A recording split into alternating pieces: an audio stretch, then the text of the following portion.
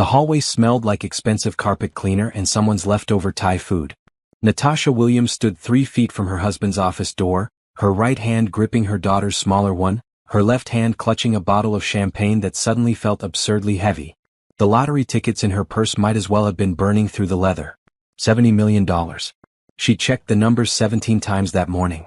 Refreshed the lottery website until her phone got hot.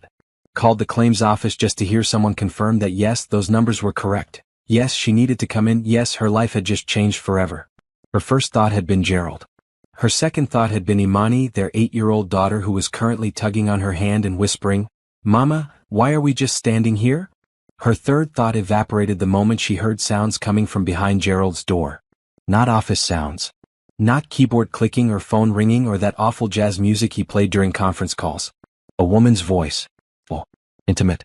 Followed by laughter that made Natasha's stomach drop like an elevator with cut cables. "Mama?" Imani pulled harder on her hand. Natasha's brain split into 2 parts. One part registered her daughter's confusion.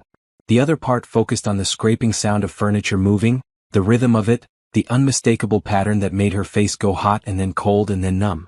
She bought flowers too. Roses. Gerald's favorite, though he never bought them for her anymore. They were in a cheap grocery store bouquet that now seemed pathetic, wilting already in the overheated hallway. "We're going?" Natasha heard herself say. Her voice came out steady, which surprised her. Inside, every organ felt like it was rearranging itself. "But you said we were surprising Daddy." Imani's face crumpled with confusion. She wore her pink jacket, the one with the sparkly stars. Natasha had let her pick it out special for this occasion. "Change of plans, baby." Natasha walked backward, keeping her eyes on the door like it might burst open and chase them. Her heels clicked on the polished floor. She'd worn heels. And the green dress Gerald always said he loved, the one that made her feel pretty even after 12 years of marriage and a body that never quite bounced back from pregnancy the way magazines promised it would. The elevator took forever. Imani chattered about something from school, a painting she'd made, but Natasha couldn't process the words. She watched the numbers light up. 5th floor. 4th floor. 3rd. The woman's laughter echoed in her head. In the parking garage, Natasha strapped Imani into her booster seat with shaking hands. She put the champagne on the floor mat. Set the flowers on the passenger seat where she'd imagined Gerald sitting, surprised and delighted, kissing her and saying this changed everything. It did change everything. Just not how she'd imagined during the 40-minute drive from their suburban home to his downtown office. She'd played it out so clearly. Walking in. Gerald looking up from his desk, that handsome face breaking into a smile. Her saying, "We won. We actually won." Him not understanding at first. Her showing him the tickets. His shock. His joy. Him picking up Imani and spinning her around. Them planning their future right there in his office with the city skyline behind them like a movie scene. Instead, she sat in her Honda with lottery tickets worth $70 million and the kind of knowing that felt like swallowing glass. 12 years. They met at a gallery opening. She was there showing her interior design portfolio to potential clients. He was there networking for his startup advertising firm. He'd approached her with confidence and that smile that made her forget she'd sworn off dating after her last disaster. They talked for 3 hours. He called the next day. Married 18 months later. She'd given up freelancing when Imani was born. Gerald's business was growing. It made sense for one of them to be home. He promised it was temporary. Promised that once the firm was stable, she could rebuild her career. She believed him because she loved him and because his dreams felt important and urgent while hers felt like something she could put on a shelf and dust off later. Later never came. She drove to her sister's house on autopilot. Rochelle answered the door in paint-splattered overalls, eyebrows rising when she saw Natasha's face. What happened? Can Imani play with the twins? Rochelle called for her daughters without asking anything else. The girls shrieked and pulled Imani toward their playroom. Natasha listened to their laughter fade down the hallway. Talk, Rochelle said. They sat at the kitchen table. Natasha stared at a water ring on the wood surface, perfect circle like a wedding band. I won the lottery this morning. $70 million. Rochelle's mouth opened. Closed. Opened again. I went to tell Gerald. Brought Imani. Wanted to surprise him. Natasha's voice stayed flat, repertorial. I heard him with someone. A woman. In his office. You're sure? I'm sure. Rochelle reached across the table but Natasha pulled her hands back, folding them in her lap. If her sister touched her, she might break and she couldn't afford breaking yet. What are you going to do? I don't know. That was a lie. Natasha knew exactly what she was going to do, the clarity arriving fully formed like it had been waiting for permission. She was going to be very, very quiet. She was going to be very, very smart. And she was going to make sure that Gerald never saw her or that money coming. She remembered the first year of marriage. Gerald working 18-hour days. Coming home exhausted but excited. Sharing his vision for the company. She'd believed in him so completely. Invested her own money when he needed it. Money from the small inheritance her mother left her.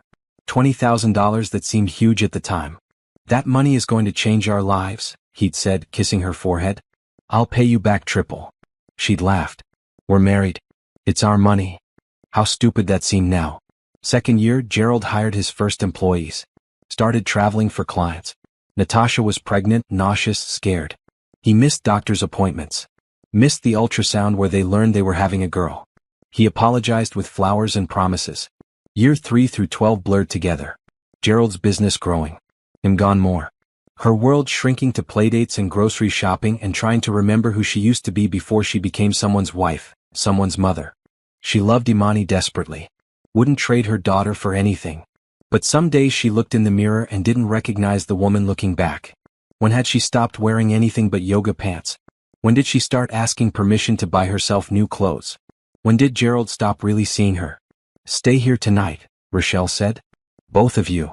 I can't. Gerald will wonder where we are. So let him wonder. Natasha shook her head. Not yet. I need to think. She collected Imani, drove home, made dinner like it was any other Monday. Chicken and rice. Imani's favorite. She set the table. Poured milk. Helped with homework at the kitchen counter. Gerald came home at 8:30, loosening his tie. Sorry I'm late. Meeting ran long. Natasha looked at him. Really looked. He was still handsome at 39. Kept himself in shape. Good haircut. Expensive suit. When did they stop being a team and become strangers sharing an address? It's fine. Food's in the oven. He kissed her cheek, routine and meaningless. Ruffled Imani's hair.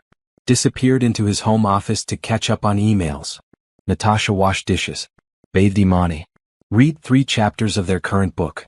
Tucked her daughter in with the nightlight on and the door cracked exactly 4 inches the way Imani liked it. In her own bedroom she pulled out her laptop. Started searching. Divorce lawyers. Asset protection. How to hide money. How to claim lottery winnings anonymously. Louisiana allowed anonymous claims through trusts. She'd bought the ticket in Baton Rouge during a visit to her college roommate. Pure impulse. $5 that turned into $70 million.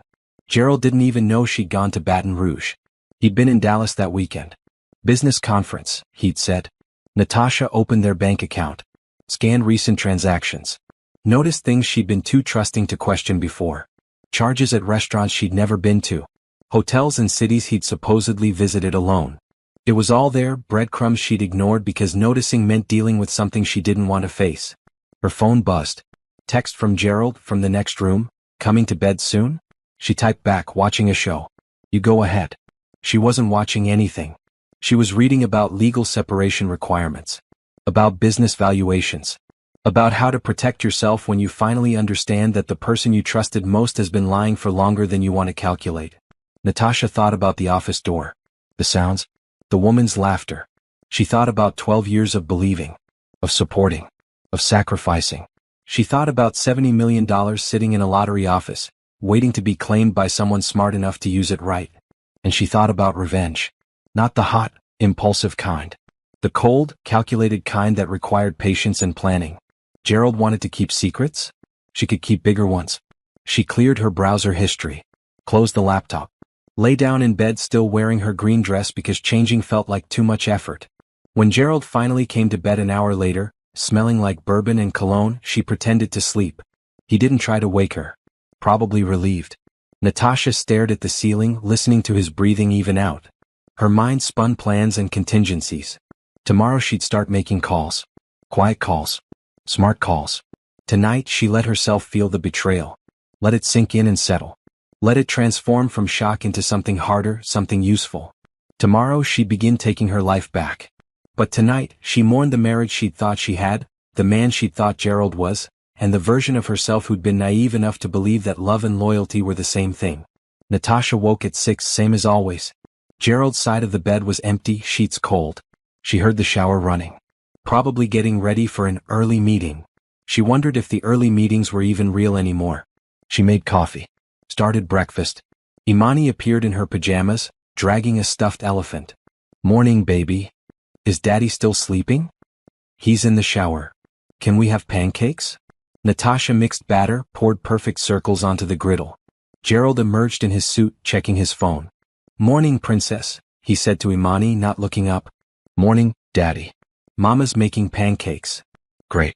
I'll grab something at the office. He kissed the top of Imani's head. Barely glanced at Natasha. Late night? Natasha asked, voice casual. Yeah. Sorry about that. Big presentation this week. Anyone I know? Gerald's eyes flicked to her, suspicious for half a second. Just the usual team. Why? No reason. Just making conversation. He relaxed. Right. Well, gotta run. Love you both. The door closed behind him. Natasha flipped a pancake. Mama, you're crying. She touched her face. What? She wiped the tears quickly. Just tired, honey? Eat your breakfast. After dropping Imani at school, Natasha drove to Rochelle's house. Her sister was waiting with coffee and a laptop. I found someone, Rochelle said. Lawyer.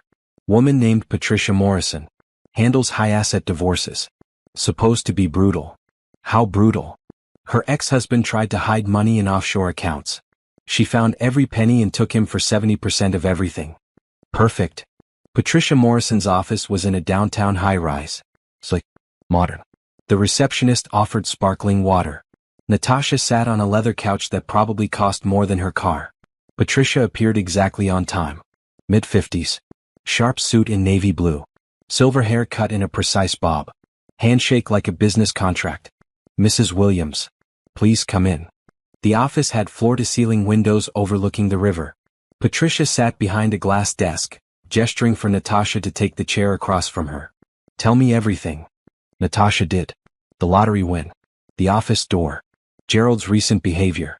The financial records she'd started reviewing.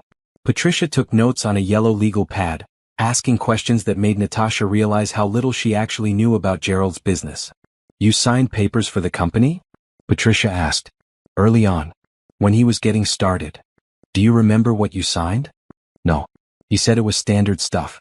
Partnership agreements, tax forms.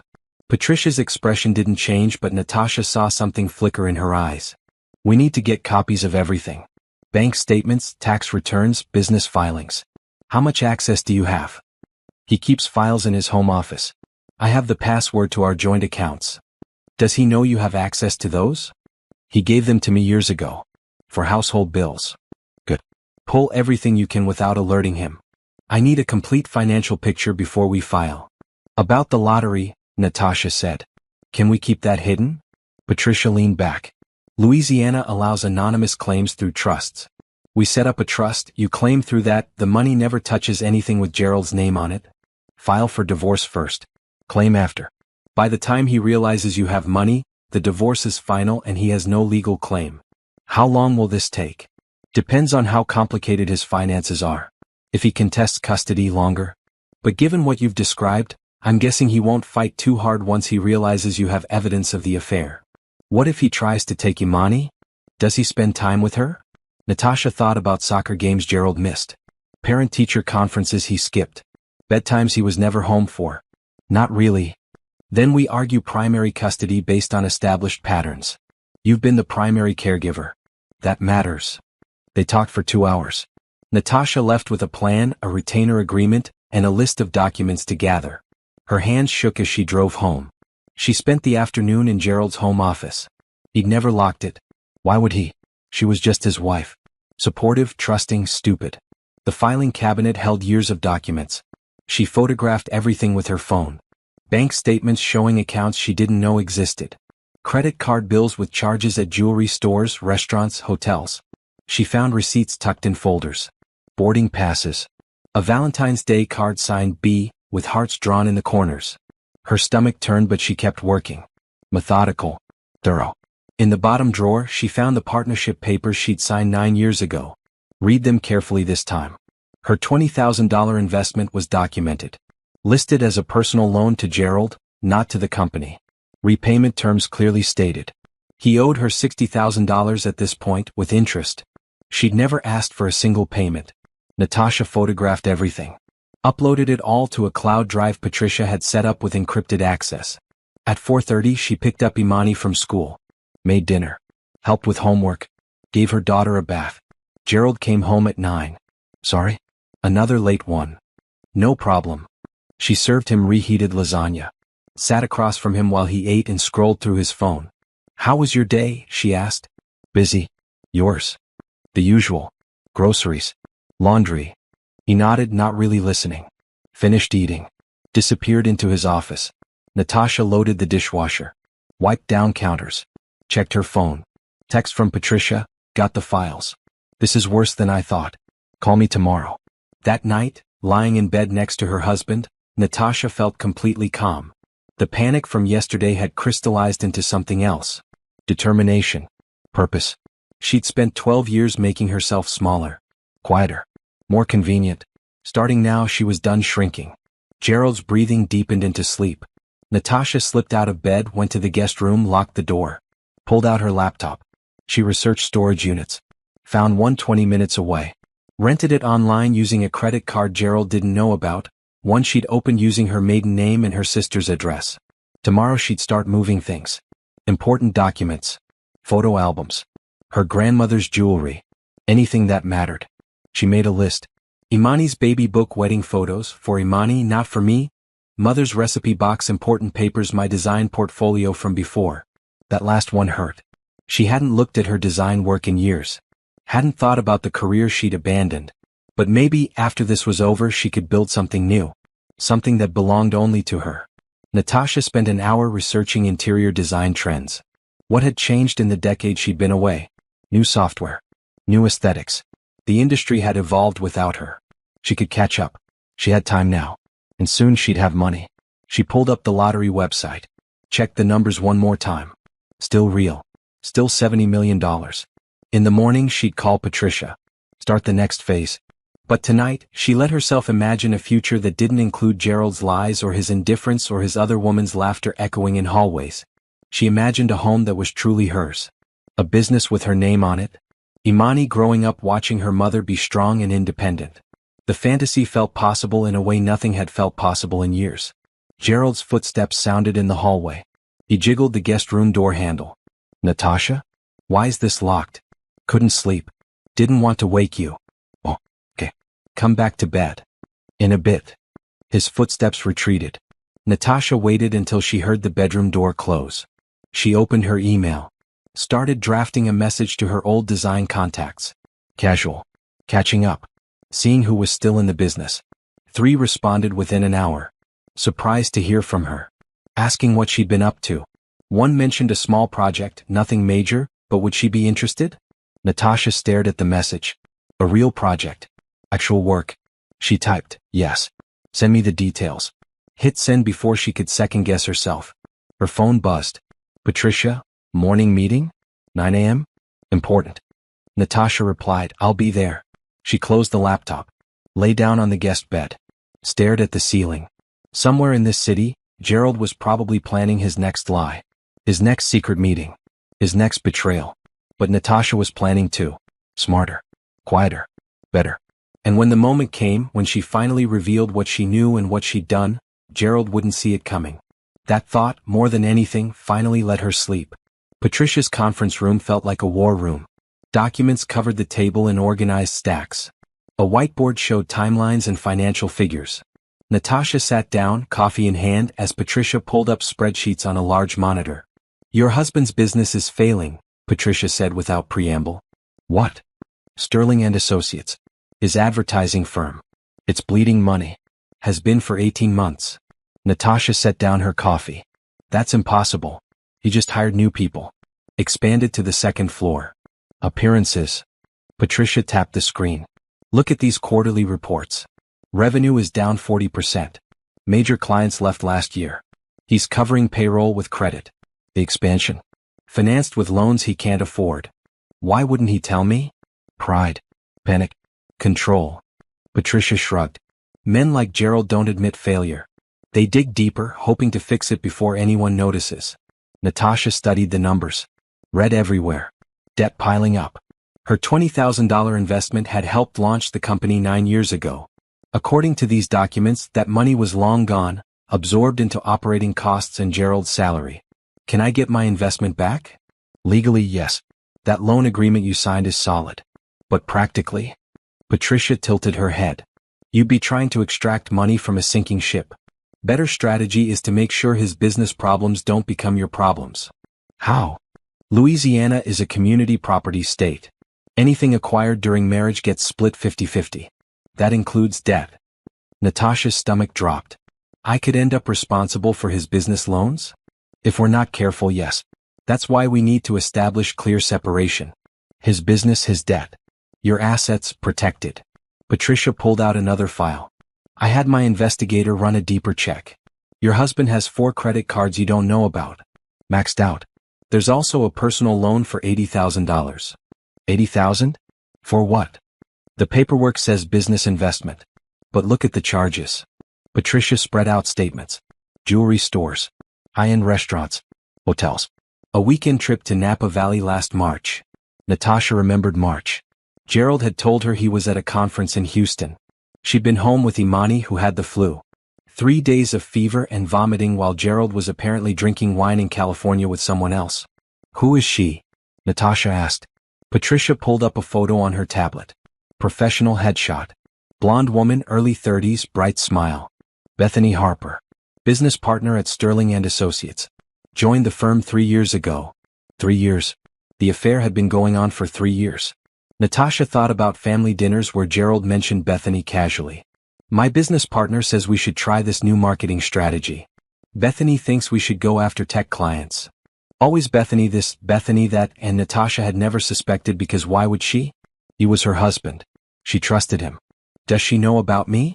Natasha asked. About Imani? My investigator says yes. There are text messages between them where Gerald complains about his home situation. How he feels trapped. How he plans to leave once the business recovers. He was planning to leave me? After using your money to try saving his company first, Patricia said. Classic pattern. Take what you need, then discard the source. Natasha stood up, walked to the window. 20 floors down, people hurried along sidewalks. Normal Tuesday morning. Their lives continuing while hers fell apart in a conference room. What's my move? She asked. First, we protect the lottery money. I've drawn up trust documents.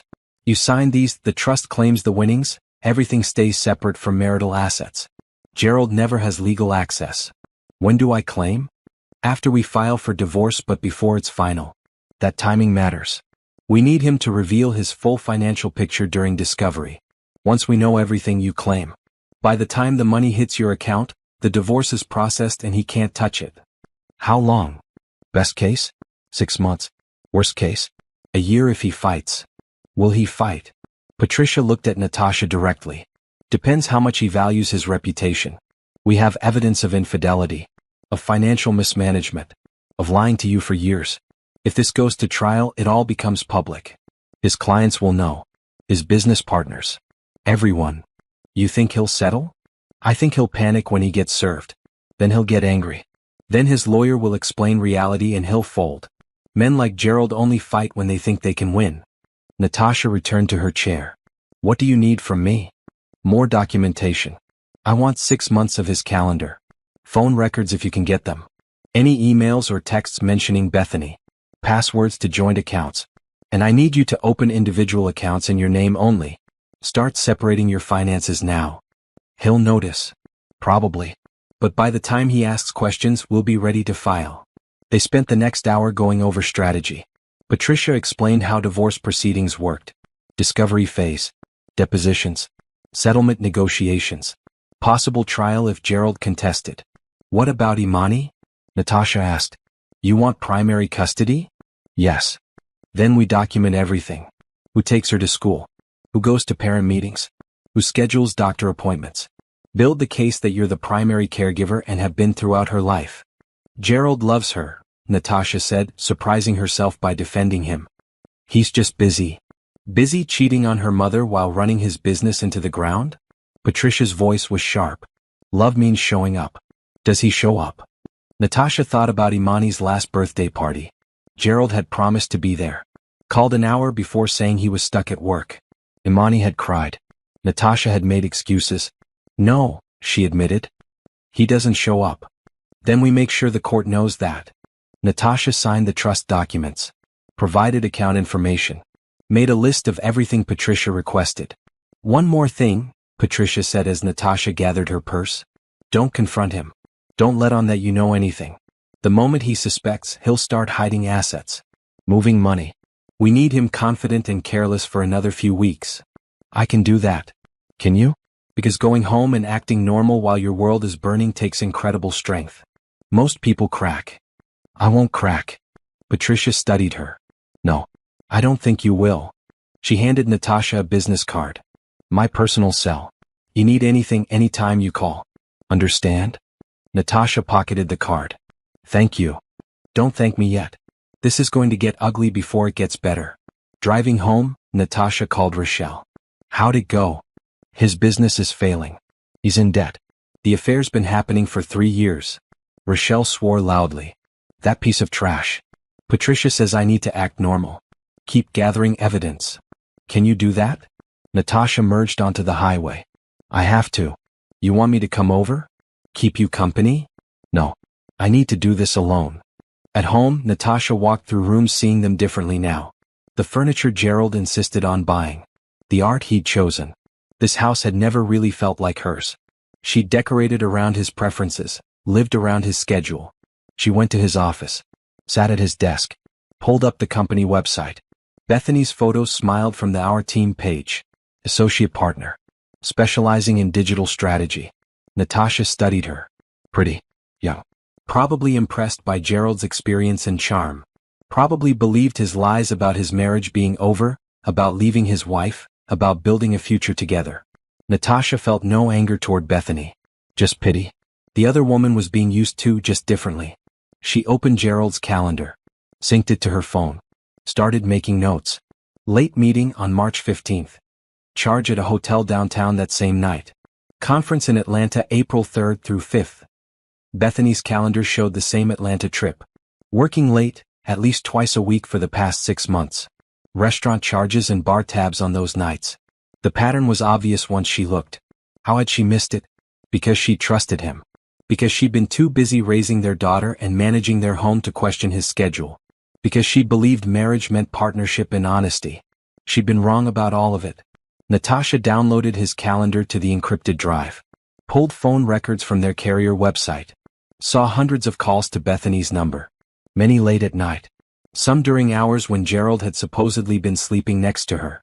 She copied everything. Organized it into folders. Sent it to Patricia. Her phone rang. Unknown number. Hello. Is this Natasha Williams? Yes. This is Jennifer Cole from Architectural Digest. I got your email about design work. I'd love to discuss a project we have coming up. Do you have time to talk? Natasha's heart jumped. Architectural Digest. She used to dream about having her work featured there. Yes. Absolutely. They talked for 20 minutes. Small project, Jennifer explained. A young couple renovating a historic home in the Garden District. Needed someone with fresh ideas but also respect for traditional architecture. Modest budget but good portfolio opportunity. I'd love to do it, Natasha said. Wonderful. I'll send the details. We'd need preliminary designs by the end of next month. After hanging up, Natasha sat in the kitchen, stunned. A real client. Actual design work. She pulled out her old portfolio. Flipped through projects from another lifetime. Her style had been bold then. Confident. When had she stopped trusting her own taste? Her phone buzzed. Text from Gerald, late tonight. Don't wait up. She stared at the message. Wanted to type. I know about Bethany. I know about everything. I know you're a liar and a cheat and you're going to lose. Instead she wrote, okay. There's leftovers in the fridge. Hit send. Closed her eyes. Breathe. Tomorrow she'd look at storage units. Start moving things. Keep building her exit strategy. Tonight, she'd sketch designs for the Garden District house. Remember who she used to be. Start becoming that person again. The person who existed before Gerald. The person who would still exist long after he was gone. That person was stronger than she'd remembered. Angrier. More determined. That person was ready for war. Natasha became an actress in her own life.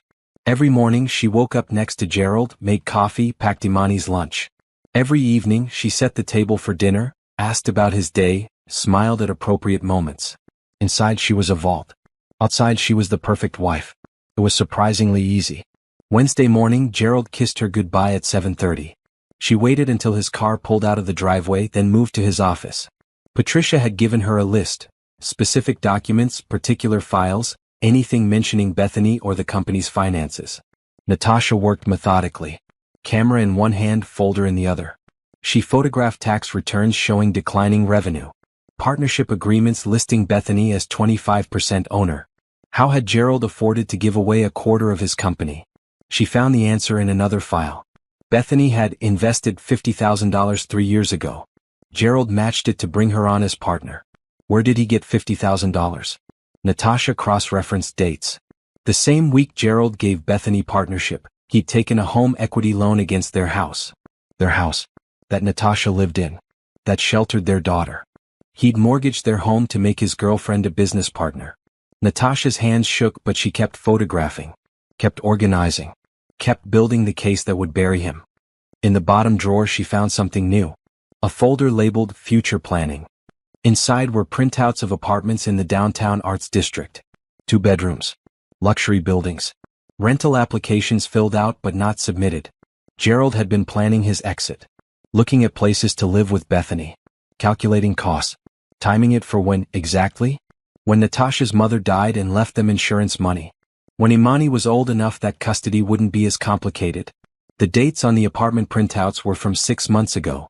Gerald had been actively planning to leave her since last summer. She sent everything to Patricia. Logged out. Cleaned up any trace of her presence. At noon she drove to the storage unit. Spent 2 hours loading boxes. Photo albums, Imani's baby clothes, her grandmother's china. Things Gerald wouldn't notice missing immediately, but that mattered to her. She made 3 trips. Filled half the unit. At 3:15 she picked up Imani from school. Mama, can Destiny come over? Not today, baby. We have errands. But I never get to have friends over. Because your father might bring his girlfriend home, Natasha thought. Because I don't trust what happens in this house anymore. This weekend, she promised. We'll have a proper playdate. They stopped at the grocery store. Imani pushed the cart, chattering about recess and art class. Natasha selected ingredients for Gerald's favorite meal. Steak. Roasted vegetables. The works. If she was playing a role, she'd play it perfectly. At home she seasoned the meat. Prepped vegetables. Set the dining room table with their good dishes. Lit candles. Gerald came home at 7, stopping in the doorway. What's all this? Just felt like making a nice dinner. Did I forget something? Anniversary? Nope. Just wanted to. He looked suspicious for a moment, then relaxed. Well, it smells amazing. Let me change. They ate together. All 3 of them. Imani talked about her day. Gerald's phone buzzed repeatedly. He ignored it, which surprised Natasha. You're popular tonight, she said lightly. Just work stuff. It can wait. How is the business? You seem stressed lately. His jaw tightened. It's fine. Busy season. That's good though, right? Being busy? Yeah. Sure. She let it drop. Served dessert. Gerald's favorite chocolate cake from the bakery he liked. You're in a good mood, he said. Can't I just want to do something nice for my family? He smiled, but it didn't reach his eyes. Of course. After dinner, Gerald went to his office. Natasha bathed Imani, read her a story, tucked her in. Mama, is Daddy okay? Why do you ask? He seems sad. And tired. He's just working hard, honey. Does he still love us? The question hit like a fist. Natasha sat on the edge of Imani's bed, smoothing her daughter's braids. Of course he does. Then why is he never here? Adults have complicated jobs sometimes. But yes, he loves you very much. Imani didn't look convinced. She was 8, not stupid. Mama, if Daddy left, would we be okay? Natasha's heart cracked. Where is this coming from? Destiny's dad left. She lives with just her mom now. She says it's actually better because they don't fight anymore. Your dad's not going anywhere, Natasha lied. Now go to sleep. School tomorrow. She kissed Imani's forehead. Left the door cracked. Stood in the hallway breathing carefully. Her phone buzzed. Text from Patricia. Got today's files. This is even worse than I thought. He's been embezzling from his own company. Paying personal expenses through business accounts. The IRS will want to talk to him eventually. Natasha typed back, how does that affect me? If we can prove you had no knowledge, you're protected. But we need to establish that clearly. I had no knowledge. Good. Keep gathering evidence. We're almost ready to file. Natasha went downstairs. Gerald was in his office, door closed. She could hear him on the phone, voice low. She pressed her ear to the door. I know. I'm handling it. No, she doesn't suspect anything. Trust me, it's fine. I'll figure out the money. Just give me more time. Silence. I love you too. Natasha backed away. Went to the kitchen. Loaded the dishwasher. Wiped counters. Her hands moved automatically while her mind spun. He told Bethany he loved her. In their house. While his wife was upstairs. While his daughter slept. The sheer arrogance made her want to scream. Instead, she pulled out her phone. Opened the voice recorder app Patricia had recommended. Left it running on the kitchen counter. 15 minutes later, Gerald emerged. Hey, that was a great dinner. Glad you enjoyed it. You seem different lately. Happier. Do I? Yeah. It's nice. He moved closer. Put his arms around her waist. I know I've been working a lot. Been distant. I'm sorry. Natasha let him hold her. Felt nothing. It's okay. No, it's not. You deserve better. I'm going to do better. Okay. He kissed her. She kissed back. The performance required it. I'm going to fix things, he said. Get the business back on track. Then we'll take a vacation. Just the three of us. Somewhere tropical. Would you like that? Sure. I mean it. Things are going to change. I believe you. Another lie. But what was one more at this point? Gerald went to watch television. Natasha retrieved her phone. Stopped the recording. Sent it to Patricia with a note. More evidence. Thursday morning, she opened a new bank account. Individual account. Her name only. Patricia had recommended a small credit union across town where Gerald was unlikely to bank. She deposited $500 from her household allowance. Started building financial independence in tiny increments. Thursday afternoon, she met with Jennifer from Architectural Digest. They walked through the Garden District house. Young couple enthusiastic about restoration. Good budget. Creative freedom. We love the history, the wife said. But we want it to feel modern. Livable. Natasha took measurements. Made sketches. Felt something inside her wake up after years of sleep. I have some ideas, she said. Can I send you preliminary designs next week? That would be perfect. Driving home, Natasha felt lighter. She had a project. A client. The beginning of something that belonged to her. At home, she started sketching. Color palettes. Furniture layouts. Lighting plans. She lost track of time until Imani appeared in the doorway. Mama, I'm hungry. Natasha checked her phone. 6:30. Sorry, baby. I was working. I'll make dinner now. You're working? Just a little project. For fun. What kind of project? Designing a house. Making it beautiful inside. That's so cool. Can I see? Natasha showed her the sketches. Imani studied them seriously. I like the blue. It's pretty? Yeah. I was thinking blue for the main living area. You should definitely use blue. They made dinner together. Grilled cheese and tomato soup. Easy. Comfortable. Gerald came home at 9. Natasha was in bed reading. He sat on the edge of the mattress. Long day, he said. Hum. Hey, I need to talk to you about something. Her heart rate spiked, but she kept her expression neutral. What? The business needs a cash injection. Just temporary. To cover payroll while we wait on some big contracts to close. How much? 20,000. The same amount she'd invested 9 years ago. The loan he'd never repaid. We don't have 20,000 in savings, she said carefully. I know. But didn't your mom's life insurance pay out last year? There it was. He wanted the insurance money. $5,000 Natasha had tucked away for emergencies. That's for Imani. College fund. This is temporary. I'll pay it back with interest. 8 weeks tops. Gerald, I don't feel comfortable touching Imani's college money. His expression hardened.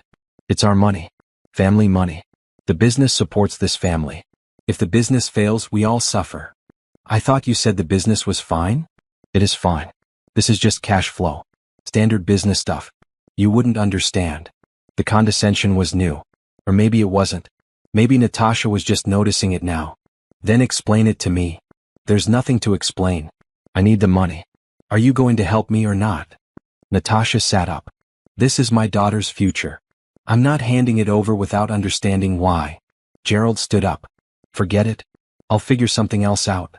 He left the room. Natasha heard his office door slam. She pulled out her phone. Texted Patricia. He just asked for $20,000 from Imani's college fund. The response came immediately. Do not give him a penny. This is desperation. We need to move faster. Can you meet tomorrow? Yes. Morning. 9 a.m. My office. Natasha lay back down. Stared at the ceiling. Things were accelerating. Gerald was panicking. The mask was slipping. Soon, very soon, she'd stop pretending. Stop performing.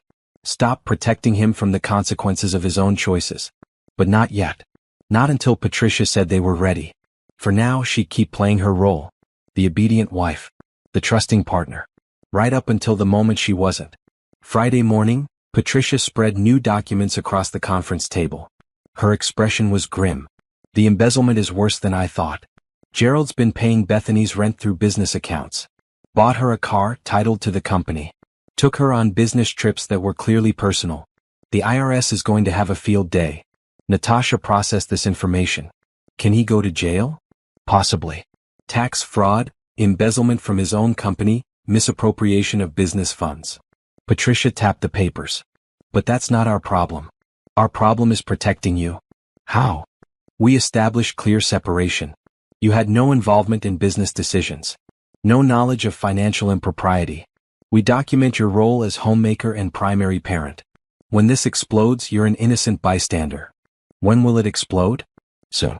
Either we file for divorce and forced disclosure, or the IRS catches up with him. Either way, Gerald's facing serious consequences. Patricia pulled out a calendar. Here's the timeline I'm proposing. Today you claim your lottery winnings through the trust. The money gets processed and secured. Takes about 2 weeks. Meanwhile, we finalize divorce papers. On Monday the 24th we file. Gerald gets served at work. You and Imani move out immediately to a location he doesn't know. Move out. You need physical separation. It's safer and it establishes that you're serious. Where would we go? Your sister's? A rental property? Hotel if necessary. Somewhere he can't manipulate or intimidate you during initial proceedings. Natasha thought about Imani. Uprooting her from school, her routine, her home. Imani's birthday is the 20th. Can we wait until after that? Patricia considered. File on the 27th instead. Gives you the birthday, gives us more time to prepare. You can handle 5 more days? Yes. Good. Now about claiming the lottery. I've drafted everything. You sign, I file, the trust becomes the official winner. Money transfers to an account we set up in the trust's name. Eventually flows to your individual account. Gerald never has legal access. Natasha signed the papers. Her hand trembled slightly. $70 million. It still didn't feel real. What do I tell people? She asked. About money, I mean. Eventually someone will notice. Tell them nothing. The beauty of the trust is anonymity. As far as anyone knows, you're living off divorce settlement and your design work. Keep it modest. Don't buy flashy things. Maintain normal appearances for at least a year. I can do that. Patricia slid another document forward. I need you to list every asset you can think of. House, cars, jewelry, retirement accounts. Also any debt you know about. Natasha made the list. Their house worth about $400,000. Gerald's BMW. Her Honda. Some jewelry from their wedding. Modest retirement accounts. What about his business? Technically an asset but practically worthless given the debt. We'll argue you're entitled to compensation for your initial investment plus interest. Beyond that, he can keep his sinking ship. They worked for 2 more hours. Patricia explained court procedures, filing fees, temporary custody arrangements. It was overwhelming, but Natasha absorbed every detail. One more thing, Patricia said. Start documenting daily routines with Imani. Who takes her to school, who makes meals, who helps with homework. We build the custody case on established patterns. You're the primary parent. Have been for years.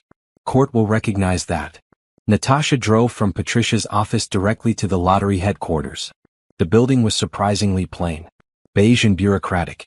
Inside, a representative named Gloria reviewed her trust documents. Everything looks in order. The trust will claim the winnings. Payment processed within 10 business days. Congratulations, Mrs. Williams. Thank you. Driving away, Natasha expected to feel jubilation, relief, something celebratory. Instead she felt numb. The money was a tool. Protection. Freedom. But it couldn't fix what Gerald had broken. Couldn't erase 3 years of betrayal. Couldn't give Imani her father back, the version of him that had existed before ambition and selfishness consumed him. At home she checked the mail. Bill from Gerald's business accountant. Past due notice on his BMW payment. Credit card statement showing $5,000 in new charges. He was hemorrhaging money and lying about everything. Natasha opened her laptop.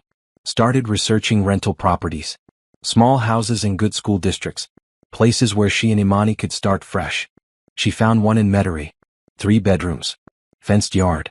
Available for immediate occupancy. She called the landlord, scheduled a viewing for tomorrow. That evening she made Imani's favorite dinner. Spaghetti and meatballs. Garlic bread. What's the special occasion? Imani asked. No occasion. Just love you. Love you too, Mama. Gerald didn't come home until 11. Natasha was in the guest room, sketching designs for the Garden District house. She'd moved there permanently 3 nights ago, claiming the mattress in the master bedroom hurt her back. Gerald hadn't questioned it. Saturday morning, Natasha and Imani toured the Metairie rental. The landlord was a grandmother type named Mrs. Chen. Are you relocating for work? She asked. Transitioning, Natasha said carefully. Need a fresh start. Mrs. Chen nodded knowingly. I divorced my husband after 30 years. Best decision I ever made. This house has good energy. Peaceful. Imani explored the backyard. Found a swing set. Mama, look. Can we get this one? We'll see, baby. Mrs. Chen handed Natasha an application. Return it by Wednesday. First month, last month, deposit. I can have it cleaned and ready in a week. Natasha took the paperwork. Thank you. That afternoon, she filled out the application using her new individual bank account information. Listed Rochelle as a reference. Sent everything back. Sunday they celebrated Imani's 8th birthday. Small party at Rochelle's house. Just family. Imani opened presents, ate cake, played with her cousins. Gerald showed up 2 hours late. Sorry, princess. Work emergency. It's okay, daddy. But Imani's face showed disappointment. He handed her a wrapped box. Latest iPad. Expensive. Guilty purchase. Wow. Thanks, daddy. Gerald stayed for 30 minutes. Took a work call in Rochelle's kitchen. Left before cake. Natasha watched Imani watch him leave. Her daughter's expression was resigned. Used to this. More cake. Natasha asked. Yeah. Extra frosting. Monday, Natasha got a text from Mrs. Chen. Application approved. Move-in date next Saturday? Perfect. Patricia called Tuesday. Lottery payment cleared. 70 million minus taxes. 52 million deposited to the trust account. 52 million, Natasha repeated. Congratulations. You're now financially independent. Don't tell anyone. Don't act differently. Just know you have options now. Options. Security. Freedom. That night, Gerald tried to have sex with her. First time in months. Natasha pleaded headache. You're never in the mood anymore, he complained.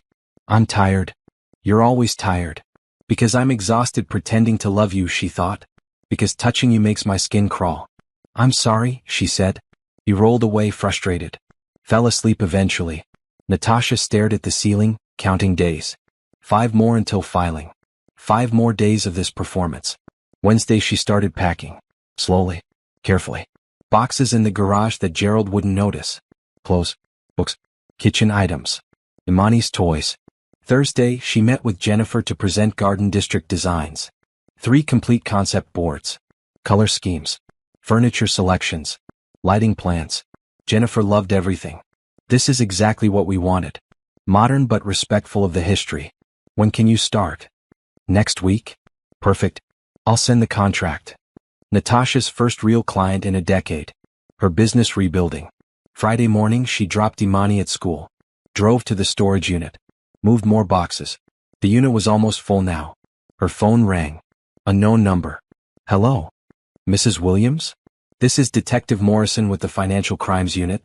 We need to discuss some irregularities with Sterling and Associates. Are you available to come in? Natasha's stomach flipped. What kind of irregularities? Tax fraud. Embezzlement. We're conducting an investigation. You're not a suspect, but we have questions about company finances. I don't know anything about my husband's business. That's what we need to verify. Can you come in Monday?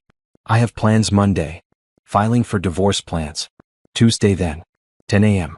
Police headquarters. Okay. She texted Patricia. Police want to talk to me. Financial crimes.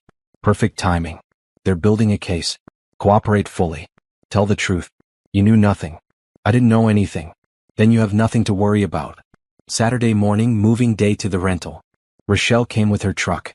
They loaded everything while Gerald was at the office. Emergency Saturday meeting, he claimed.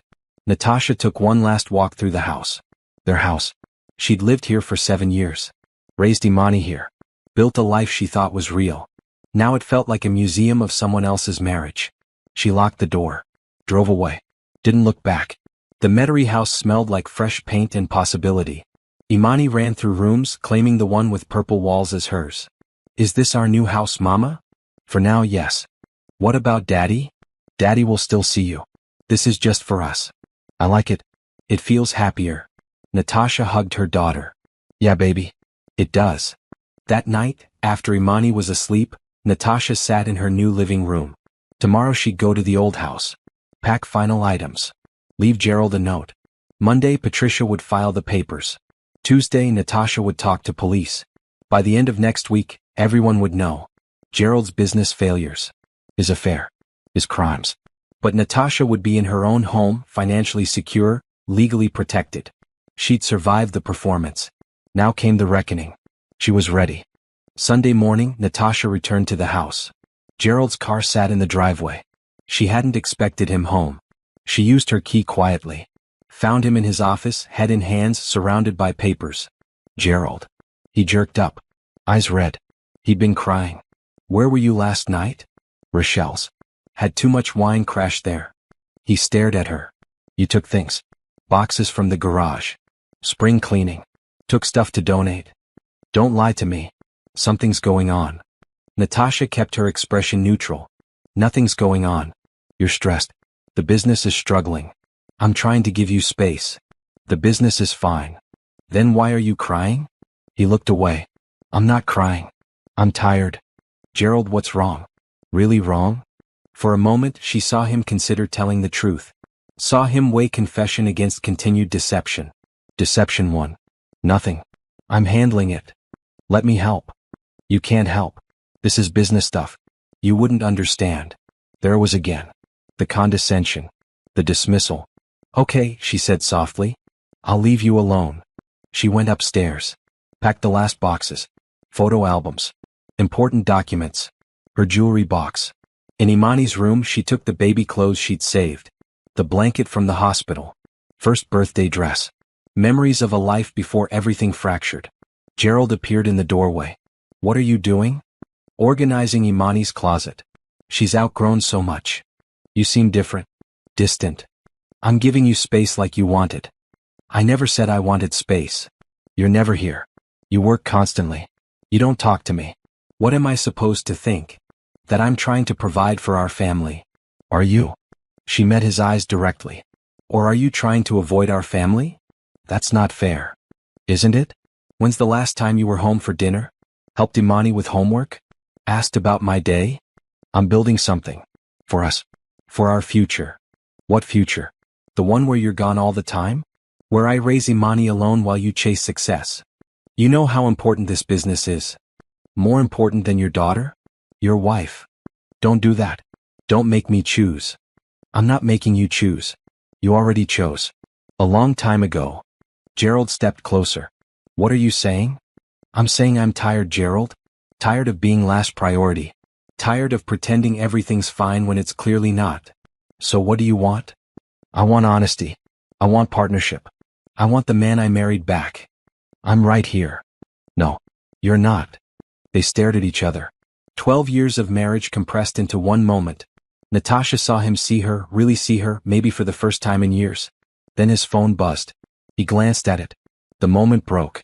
I have to take this. Of course you do. He left. Natasha finished packing. Loaded her car. Drove back to Metairie. At the rental house, she unloaded boxes. Rochelle helped organize. How'd it go? He knows something's wrong. Can't figure out what. When does Patricia file? Tomorrow morning. You ready?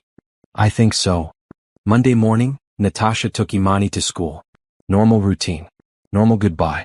At 9:05 a.m., Patricia called. Papers are filed. Process server is heading to Gerald's office now. Natasha sat in her car. Hands shaking. What happens next? He gets served. Reads the papers. Calls you probably. You don't answer. He calls me. We schedule preliminary conference. Discovery starts. This is happening, Natasha. Okay. How are you feeling? Like I'm about to jump off a cliff. You're not jumping. You're flying. Remember that. At 10:30 her phone started ringing. Gerald. She declined. Called again. Declined. Again. Again. Text flooded in. What the hell is this? Call me now, this is insane, we need to talk, you can't just leave, think about Imani. That last one made her angry. Now he cared about Imani? After years of absence? She blocked his number. Sent Patricia a screenshot. Good. Save everything. All communication goes through me now. At noon her phone rang. Patricia's number. He's called me 6 times. Aggressive. Threatening. I've documented everything. What did he say? That you're being irrational. That there's been a misunderstanding. That he wants to talk. Standard panic response. What did you tell him? That all communication goes through me. That the papers are clear. That we expect full financial disclosure within 30 days. How did he react? Hung up on me. His lawyer will call this afternoon. Then the real negotiations start. At 3, Natasha picked up Imani from school. Her daughter climbed into the car, chattering about art class. Can we get ice cream? Sure, baby. They went to their favorite place. Imani got chocolate. Natasha got nothing. Couldn't eat. Mama, you okay? Fine. Just thinking. About what? Grown-up stuff. Is it about Daddy? Natasha looked at her daughter. 8 years old. Too perceptive. Why do you ask? You and Daddy seem sad. Are you fighting? Sometimes adults disagree. It doesn't mean we don't love you. But do you still love each other? How to answer that? Honestly? Gently? With lies to spare her feelings? Relationships are complicated, honey. But you are loved. So loved. Nothing will change that. Imani considered this while eating ice cream. Destiny says it's better after divorce. Her mom seems happier. Does she? Yeah. She smiles more. Takes Destiny places. They do fun stuff. That sounds nice. Would we do fun stuff? If you and Daddy got divorced. We do lots of fun stuff. Whatever you wanted. Can we go to Disney World? Natasha smiled despite everything. Sure. We can go to Disney World. Okay.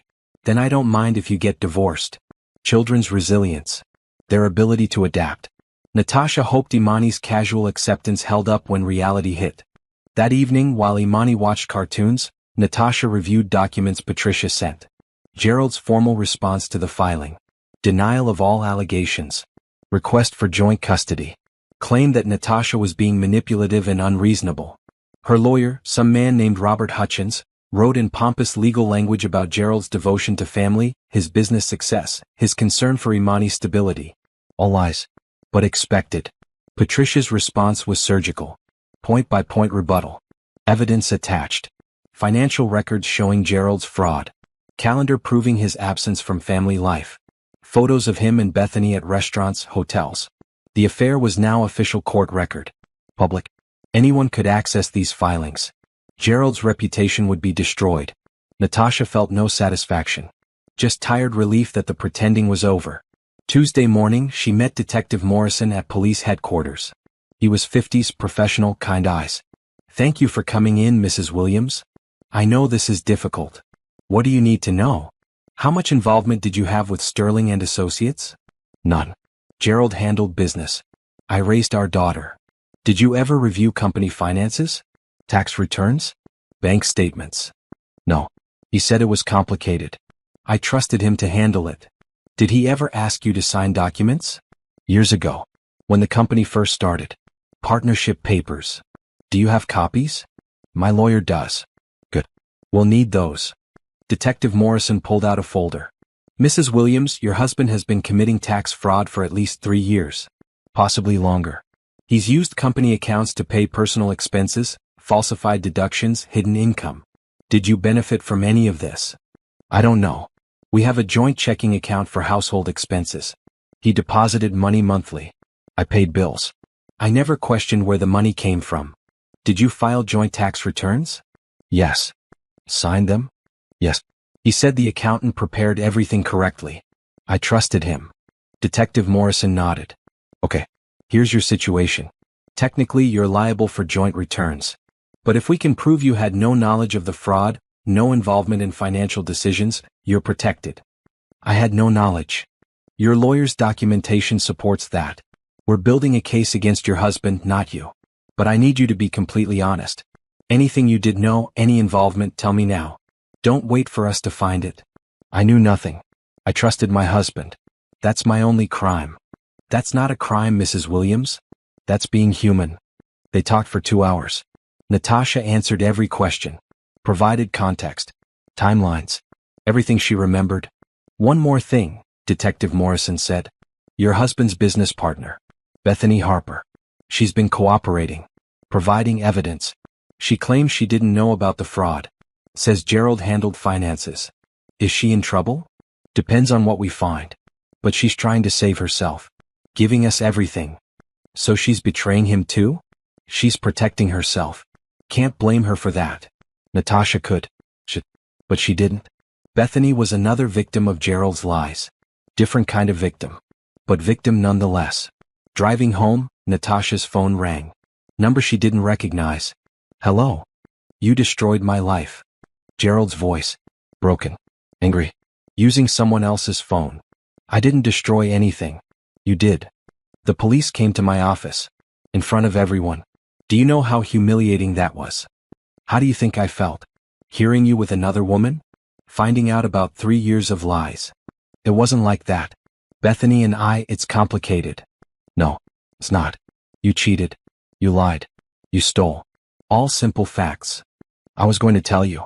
About the business problems. About everything. When? After you'd moved in with Bethany? After you drained our accounts? After the IRS arrested you? I love you. Despite everything, I still love you. No, you don't. You love the idea of me. The convenient wife. The one who doesn't ask questions. We can fix this. Counseling. Whatever you need. I need you to leave me alone. Talk to your lawyer. Sign the papers. Let me move on. What about Imani? What about her? You barely see her now. Divorce won't change your absentee parenting. That's not fair. None of this is fair, Gerald. But it's real. It's happening. Accept it. She hung up. Blocked the number. Her hands were shaking. Heart pounding. But she'd said it. Everything she'd wanted to say for months. At home, she found Imani doing homework at the kitchen table. Daddy called. Imani said quietly. What? On my phone. The one he gave me for my birthday. Natasha had forgotten about the iPad with cellular service. What did he say? That he misses us. That he made mistakes. That he loves us. What did you say? That I love him too. But I like our new house better. Natasha sat down. Baby, grown-up relationships are complicated. Your dad and I are having problems. But it has nothing to do with you. I know. Destiny explained divorce. Her mom says it's when people stop being good partners. That's right. Were you and Daddy ever good partners? We were. A long time ago. Before you were born. Things changed. Do you still love him? Natasha considered lying. Protecting Imani from ugly truth. I love who he was. I don't love who he became. That makes sense. Children's wisdom. Their clarity. That night, after Imani was asleep, Natasha sat with her laptop. Reviewed the divorce proceedings. Patricia was thorough. Every detail documented. Every claim supported. Gerald didn't stand a chance. His business would fail. His reputation destroyed. Legal consequences pending. Natasha waited to feel guilty. Felt nothing but relief. Tomorrow she'd start her garden district project. Begin rebuilding her design career. Next week, preliminary custody hearing. Establishing formal parenting time. Next month, financial disclosure. Gerald revealing the full extent of his failures. The process would take months. But the end was visible now. Freedom. Independence. She was flying. Just like Patricia said. And she'd never felt more in control of her own life. Wednesday morning started with rain. Natasha drove Imani to school, windshield wipers beating rhythm to her racing thoughts. Today was preliminary conference. First official court appearance. Patricia had prepared her. Dress conservatively. Blue dress, not red. Look professional but approachable. Don't engage with Gerald. Don't react to anything said. We're establishing tone. Natasha wore her navy dress. Pearl earrings. Pulled her hair back in a neat bun. Looked in the mirror and saw a stranger. Stronger version of herself. The courthouse smelled like floor polish and nervous people. Patricia met her outside Family Court Division B. Ready? As I'll ever be. Remember? Don't speak unless spoken to. Let me handle everything. They entered. Gerald was already there with Robert Hutchins. Gerald looked terrible. Suit rumpled. Face haggard. He tried making eye contact. Natasha looked past him. Judge Catherine Palmer presided. 60s, gray hair, expression that had seen everything twice. This is Williams versus Williams. Preliminary conference regarding divorce filing and temporary custody arrangements. Mrs. Morrison, you filed? Yes, Your Honor. We're seeking dissolution of marriage based on irreconcilable differences. Primary custody of the minor child to Mrs. Williams. Financial disclosure from Mr. Williams regarding business assets and marital property division. Mr. Hutchins' response? Your Honor, my client contests the divorce. Believes the marriage can be saved through counseling. Requests joint custody and fair division of assets. Judge Palmer looked at Gerald. Mr. Williams, you want to contest this divorce? Gerald stood. Yes, Your Honor. I love my wife. We have a child. I believe with help we can work through our problems. Mrs. Williams, do you share this belief? Natasha stood. Patricia had coached her on this. No, Your Honor. The marriage is over. Clear enough. Mr. Williams, Louisiana is a no-fault state. If one party wants divorce, it proceeds. You can contest terms but not the dissolution itself. Understand? Yes, Your Honor. Good. Now custody. Mrs. Morrison? Patricia presented documentation. School records showing Natasha's involvement. Medical records. Teacher statements. Photos of Natasha at school events. Calendar showing Gerald's absences. Robert Hutchins tried arguing Gerald's business demands prevented physical presence but not emotional commitment. Judge Palmer looked skeptical. Mr. Williams, when's your daughter's birthday? June 20th. Gerald looked confused by the question. What's her teacher's name? Mrs. Johnson? Mrs. Martinez, Natasha said quietly. What's her favorite subject? Gerald hesitated. Math. Art, Natasha said. Judge Palmer made notes. Mr. Williams, I'm establishing temporary primary custody with Mrs. Williams. You get supervised visitation pending full custody evaluation. 2 afternoons a week, 4 hours each. Supervised by a court-appointed monitor. Supervised? I'm her father. You're also under investigation for financial crimes. Until that resolves, supervision protects everyone. Mrs. Morrison, anything else? Yes, Your Honor. We need full financial disclosure from Mr. Williams. Business records, bank statements, tax returns for the past 5 years. His company is reportedly in financial distress. We need complete transparency before discussing asset division. Robert Hutchins objected. That's overreach. Business records are proprietary. They're marital assets, Patricia countered. Mrs. Williams invested personal funds in that business. She's entitled to know its value. Judge Palmer nodded. Agreed. Mr. Williams, full disclosure due within 30 days. Bank records, business accounts, tax documents. Everything. Failure to comply results in contempt charges. Clear? Yes, Your Honor. Gerald's voice was hollow. Next conference in 6 weeks. Discovery continues. Custody evaluation begins next week.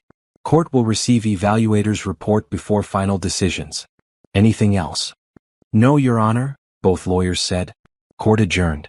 Gerald tried approaching Natasha. Can we talk? Please? Through lawyers, Patricia said, stepping between them. This is ridiculous. She's my wife. She's your soon-to-be ex-wife. All communication through counsel. Outside, Patricia touched Natasha's arm. That went well. Judge sees through him. Custody evaluation will confirm what we already know. Supervised visitation seems harsh. It's temporary.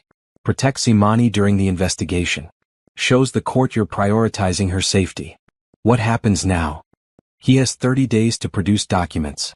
We review everything. Look for hidden assets, questionable transactions. Build our case for financial settlement. How long until final divorce? Louisiana requires 6-month separation for no-fault divorce. We're 4 weeks in. 5 more months minimum. 5 more months. Seemed forever. That afternoon, Natasha started her garden district project. Met with contractors. Discussed timelines. Ordered furniture samples. The couple loved her vision. Trusted her completely. It felt good being valued for her skills. Her mind. Her creativity. Thursday morning, custody evaluator visited the Metairie house. Dr. Sharon Woods, clipboard and kind smile. Just want to see where Imani lives. Talk to her a bit. See the relationship you two have. Imani was home with a cold. They sat in the living room, Imani curled on the couch with her stuffed elephant. Dr. Woods asked gentle questions. Do you like your new house? Yeah. It's cozy. Do you miss your old house? Sometimes. But this one's happier. Happier how? Mama smiles more. We do crafts. Watch movies.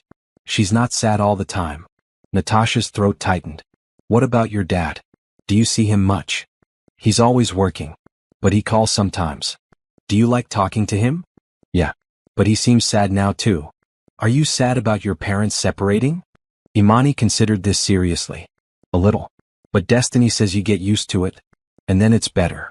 After an hour, Dr. Woods thanked them. I'll visit with Mr. Williams next week. Complete my evaluation. Expect my report in about 3 weeks. What will it say? Natasha asked at the door.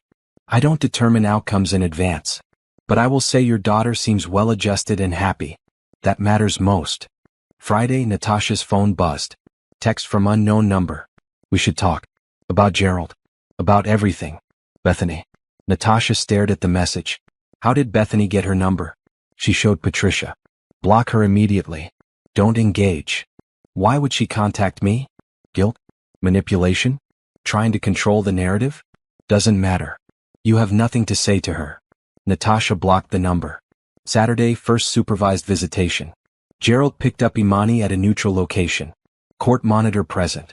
Imani came back 4 hours later, quiet. How was it, baby? Okay. We went to the park. Got ice cream. Did you have fun? I guess. Daddy kept saying sorry. About everything. What did you say? That it's okay. But I don't think it is. Not really. You don't have to pretend with him. Or with me. I know. That night, Imani crawled into bed with Natasha. Mama, when everything's over, will we be happy? We're happy now. Yeah. But will it get better? I think so. We're building something new. Just for us. I like just us. Me too, baby. Sunday, Natasha worked on designs. Lost herself in color schemes and furniture layouts. Created something beautiful from nothing. Monday morning, Patricia called. Gerald's lawyer requested settlement conference. Wants to negotiate before discovery gets ugly. Already? He knows what's coming. Tax investigation is progressing. The IRS will freeze business assets soon. He wants to settle fast before you know the full extent of damage. What should I do? Let him panic. We wait for full disclosure. Then we negotiate from strength. How much do you think I'll get? Hard to say. House equity. Compensation for your original investment. Maybe small amount for lost opportunity cost. His business is worthless. Might even have negative value with all the debt. So I get almost nothing? You get freedom. Full custody. Your lottery money that he never touches. That's everything that matters. Patricia was right. Money didn't matter. Natasha had 70 million nobody knew about. She just wanted Gerald gone. Legally. Permanently. Tuesday, Imani's school called. Mrs. Williams, there was an incident. Mr. Williams tried picking up Imani. Said it was his parenting time. We followed your custody instructions and denied him. He became aggressive. We had to call security. Natasha's heart raced. Is Imani okay? She's fine. In the office. A bit shaken. I'm coming now. She drove like fury. Found Imani in the principal's office, pale and scared. Mama. Natasha held her. You're okay. I'm here. Daddy was yelling. The security guard made him leave. He won't do that again. I promise. She called Patricia from the car. File for restraining order. No. Violation of custody agreement. Aggressive behavior. Traumatizing the child. On it. That afternoon, temporary restraining order was filed. Gerald was served. No contact except supervised visitation. Stay 500 feet from Natasha and Imani otherwise. Patricia called that evening. His lawyer is furious. Says Gerald panicked.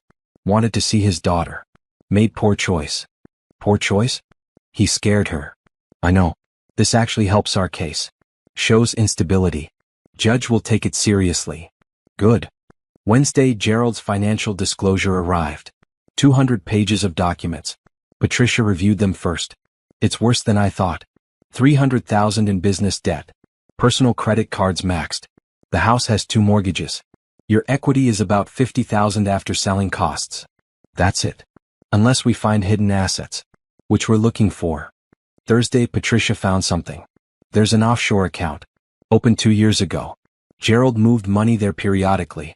About $80,000 total. Can we get it? Absolutely. It's marital asset. Probably tax fraud too. I've notified the IRS. Friday, the walls closed in on Gerald. IRS froze Sterling and Associates accounts. Business officially shut down. Employees let go. Gerald called Patricia. I'm ruined. Everything's gone. What more does she want? Compliance. Honesty. Fair settlement. I'll sign anything. Just make this stop. Patricia called Natasha. He's broken. Ready to settle. We can end this fast. What are the terms? You get the house. He assumes all business debt. You get compensation for your original investment plus interest. Full custody. He gets supervised visitation until the criminal investigation resolves. He pays child support based on potential earning capacity, not current income. How much child support? $2,000 a month. High for someone unemployed, but fair given his education and previous income. And the divorce is final? 6 months from now as required by law. But everything else is settled. Okay. You sure? We could drag this out. Make him suffer more. Natasha thought about Imani. About moving forward. About peace. No. Let's end it. Monday they signed settlement agreement. Gerald looked like a ghost. Hollow. Defeated. At the end he tried speaking to Natasha. I'm sorry. For everything. She looked at him. Saw the man she'd married. The man she'd loved. The man who'd destroyed everything. I know. That was all. No tears. No anger. No forgiveness. Just acknowledgement that the apology came 10 years too late to matter. Outside courthouse, Patricia hugged her. It's over. Really over. Thank you. What's next for you? Build my business. Raise my daughter. Live my life. You're going to be okay. I know. Because for the first time in 12 years, Natasha Williams belonged entirely to herself. And that was worth more than any settlement. That was freedom. 6 weeks after the settlement, Gerald's world continued its spectacular collapse. Natasha heard updates through Rochelle, who heard from mutual friends who couldn't resist sharing gossip. Sterling and Associates declared bankruptcy. Office closed. Equipment auctioned. Gerald's professional reputation destroyed. Bethany disappeared. Left town according to rumors. No forwarding address. She testified against Gerald to save herself, then vanished. Gerald moved into a studio apartment. Sold his BMW. Took a job at a small marketing firm making $60,000 a year. The IRS garnished 40% of his wages for back taxes. Natasha felt no satisfaction. Just tired relief that her instinct to leave had been correct. She focused on building her new life. The Garden District project wrapped successfully. Photos appeared in Architectural Digest. Her phone started ringing. More clients. Bigger projects. Her design business grew faster than expected. She hired an assistant. Rented small office space. Created a website showcasing her work. 6 months after filing for divorce, it became final. She received the decree in the mail. Official end of her marriage. She threw it in a drawer. Didn't celebrate. Just moved forward. Imani thrived. Made new friends. Joined art club at school. Talked about becoming a designer like her mom. Gerald's supervised visits were awkward but peaceful. He showed up on time. Tried connecting with Imani. Sometimes succeeded. Sometimes didn't. Natasha watched him try. Saw him learning too late what he'd lost.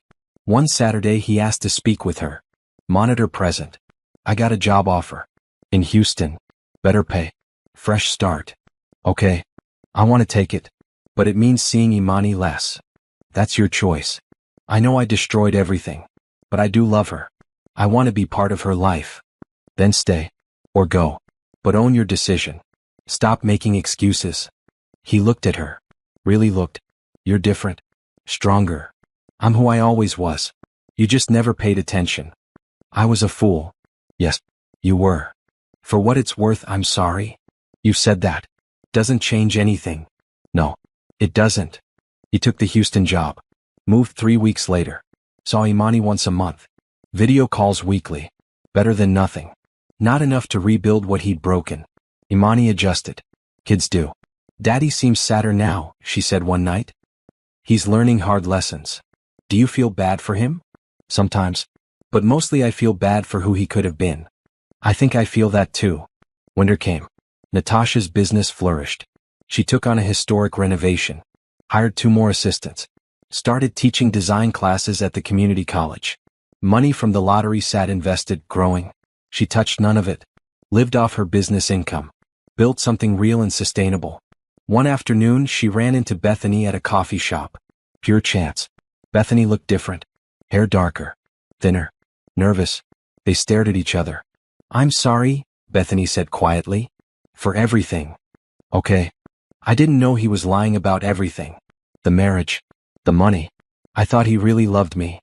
He probably did. Gerald's good at loving people until it becomes inconvenient. I ruined your life. No. Gerald did that. You were just there. Can I buy you coffee? Explain? There's nothing to explain. I don't need closure from you. Right. Of course. Bethany moved toward the door. Stopped. For what it's worth, you're better off without him. I know. Bethany left. Natasha ordered her coffee. Sat by the window. Felt nothing but distant pity for the woman who'd thought Gerald's promises meant something. Spring arrived. Natasha's divorce was 8 months past. She'd rebuilt her life. Created stability. Found peace. One evening at Imani's school art show, she met Trevor Marshall. 3rd grade teacher. Kind smile. Warm eyes. Your daughter's incredibly talented, he said, gesturing to Imani's painting. Thank you. She loves art. Takes after her mom? How did you know I'm a designer? She talks about you constantly. How you create beautiful spaces. How you're her hero. Natasha's eyes filled. She said that. Every chance she gets. They talked for 20 minutes. Easy conversation. Comfortable. Would you want to get coffee sometime? Trevor asked. Talk more about Imani's development? She's special. Wants to make sure she gets the right encouragement. Sure. Coffee would be nice. They exchanged numbers. Natasha drove home smiling. Rochelle called that night. Met someone? Maybe. Too soon to tell. Take your time. You've earned it. I'm not rushing anything. Good. But don't close yourself off either. I won't. Coffee with Trevor turned into dinner. Then a movie. Then regular dates. He was patient. Kind. Asked about her life. Listened to answers. Showed up when he said he would. Everything Gerald hadn't been. But Natasha moved slowly. She'd learned her lesson about trust. Summer came. Imani finished 3rd grade. Top of her class. Art award winner. Gerald flew in for her celebration. Took her to lunch. They had good day together. He seems different, Imani reported. Sadder but nicer. People change when they lose everything. Do you still hate him? I never hated him. I was disappointed. There's a difference. I'm glad you don't hate him. Makes it easier. Easier for what? Loving both of you. Natasha hugged her daughter. You can always love both of us. Always. By fall, Natasha's business had grown beyond her expectations. Featured in 3 major design magazines. Client waiting list months long. She hired a business manager. Expanded her office. Started planning a design school for underprivileged students. The lottery money funded it anonymously. Scholarships. Supplies. Teaching positions. Something good from something painful. 1 year after the divorce finalized, Natasha sat in her living room. Imani asleep upstairs. Design work scattered on the coffee table. Life she'd built surrounding her. Her phone buzzed. Text from Trevor, thinking about you. Hope your day was good. She smiled. Typed back it was. Talk tomorrow? Looking forward to it. Simple. Honest. Real. Everything she deserved. Natasha looked around her home. Small but hers. Decorated exactly how she wanted. Filled with Imani's art and laughter and possibility. She'd survived betrayal. Rebuilt from nothing. Created a life better than any she'd imagined during her marriage. Gerald had taken 12 years. Stolen trust. Destroyed faith. But he hadn't broken her. She'd broken free instead. And that made all the difference. The revenge wasn't dramatic. Wasn't explosive. It was living well. Thriving. Succeeding. Being happy despite everything he'd done. That was the best revenge of all. 18 months after filing for divorce, Natasha received a certified letter. Tax court summons. Gerald's criminal trial was proceeding. Her presence required as witness. She called Patricia, now more friend than lawyer. Do I have to testify? Yes, but you're not on trial. You're confirming you had no knowledge of his crimes. 5 minutes. Easy. When? 3 weeks. Federal courthouse. The trial had been delayed repeatedly. Gerald's lawyer trying every tactic to postpone. But evidence was overwhelming. Prosecution was ready. Natasha tried not thinking about it. Focused on work. Her design school opened to 15 students. Talented kids who couldn't afford traditional programs. Their gratitude reminded her why she'd survived. To build something meaningful. Trial day arrived gray and cold. Natasha wore a simple green suit. Pulled her hair back. Looked professional and credible. The courtroom was smaller than expected. Gerald sat at defendant's table looking diminished. Robert Hutchins beside him. Bethany was already testifying when Natasha arrived. Patricia had warned her. She's the prosecution's star witness. She has detailed records of Gerald's fraud. Saved everything to protect herself. Natasha sat in the back. Listened to Bethany describe how Gerald funneled money through false business expenses. Created fake vendors. Submitted fraudulent tax deductions. Did you participate in these activities? The prosecutor asked. No. Gerald handled all financial matters. I focused on client work. When did you become aware of the fraud? When the IRS investigation started. Gerald confessed everything. Asked me to lie for him. What did you say? No. I hired a lawyer. Cooperated fully. Why? Because I realized he'd been lying about everything. His marriage. His finances. Everything. Gerald stared at the table. Betrayal written across his face. Cross-examination was brutal. Robert Hutchins tried painting Bethany as equally culpable. You benefited from the fraud, correct? Received salary from the company? Used company credit cards. For legitimate business expenses, yes. You're testifying to save yourself, aren't you? Making my client the scapegoat. I'm testifying because it's true. Gerald committed fraud. I have documentation. She held up a flash drive. Emails. Text messages. Financial records. Everything proving Gerald acted alone. Robert Hutchins had no response. Next witness was Sterling and Associates accountant. Nervous man who'd clearly been pressured. Did you prepare Mr. Williams' tax returns? Yes. Did you know about false deductions? Not initially. Gerald provided documentation. I filed based on his records. When did you discover irregularities? During the audit. IRS showed me evidence of fake vendors. False invoices. I realized I'd been filing fraudulent returns. Did you report this? Immediately. Contacted authorities. Provided all files. Why didn't you catch it earlier? I trusted my client. Believed documentation was legitimate. That was my mistake. Prosecutor showed bank statements. Credit card bills. Hotel receipts categorized as business expenses. These were personal charges, correct? Yes. Napa Valley wine tour. 5-star hotels. Jewelry purchases. All claimed as business deductions. According to his documentation, yes. But they were personal expenses for the affair? That's what evidence shows. Gerald's affair became Exhibit A through Z. Every romantic getaway documented. Every lie exposed. Lunch recess. Patricia found Natasha in hallway. You're up after lunch. Remember, answer questions honestly. Don't elaborate. You had no knowledge. That's the truth. I'm nervous. Don't be. You're not the criminal here.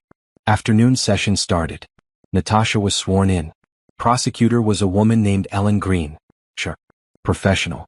Mrs. Williams, what was your role in Sterling and Associates? None. My husband owned and operated the business. Did you review financial records? Tax returns? Business accounts? No. Gerald handled all financial matters. Did you sign joint tax returns? Yes. Did you review them before signing? No. Gerald said the accountant prepared everything correctly. I trusted him. When did you become aware of financial problems? During divorce proceedings. My lawyer discovered irregularities. What was your reaction? Shock. Betrayal. I trusted him completely. Did you benefit from the fraud? Not knowingly. We lived comfortably but not extravagantly. I managed household expenses. Didn't question where money came from. Thank you. No further questions. Robert Hutchins approached for cross-examination. Mrs. Williams, you lived in the house the fraud helped finance, correct? I lived in our home, yes. You drove a car purchased with business money? A Honda. Modest vehicle. But purchased with funds from the business? I don't know. Gerald handled vehicle purchases. You benefited from your husband's crimes, didn't you? If I did, I had no knowledge. I believed my husband was honest. How convenient. Claim ignorance. Avoid responsibility.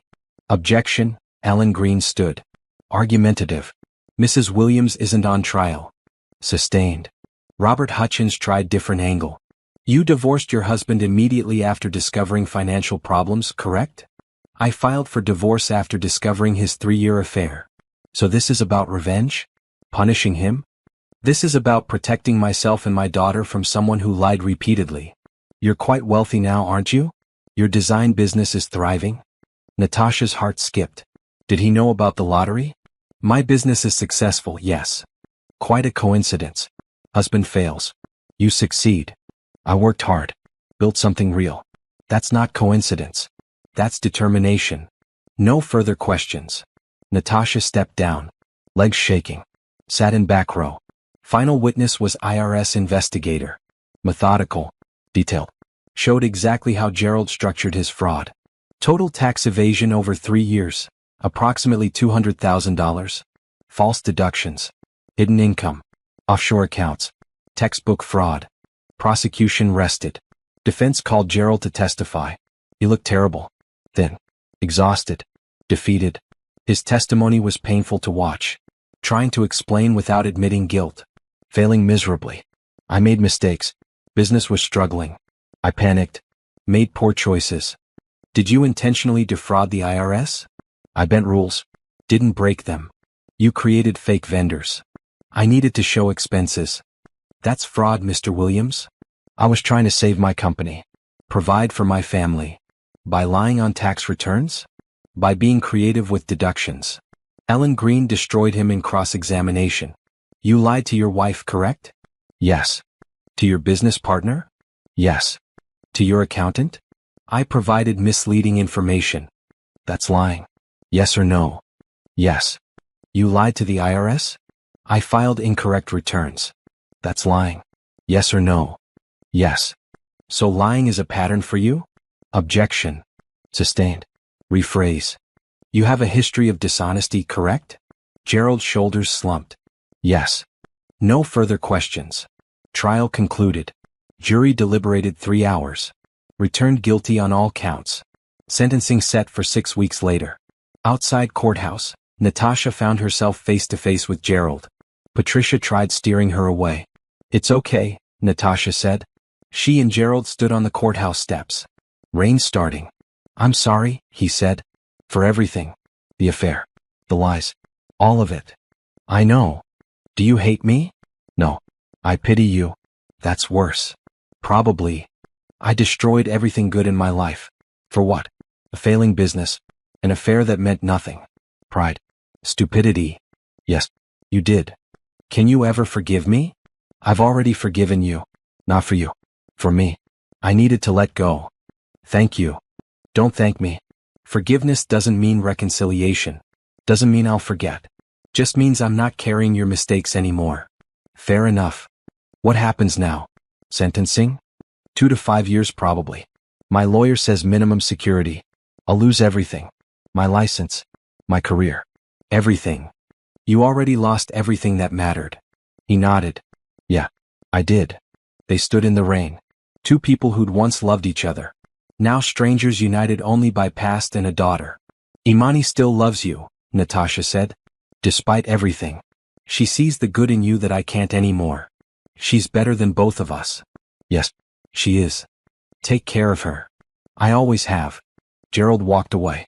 Natasha watched him disappear into the rain. Patricia appeared with umbrella. You okay? Yeah, Actually, I am.